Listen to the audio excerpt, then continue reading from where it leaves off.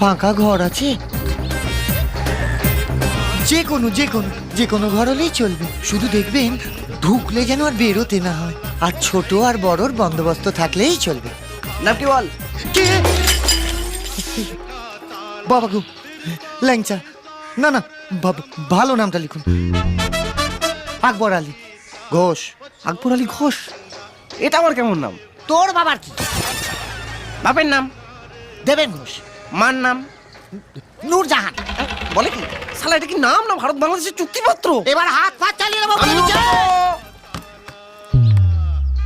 দিয়ে দেবো কাকু, দিয়ে দেবো।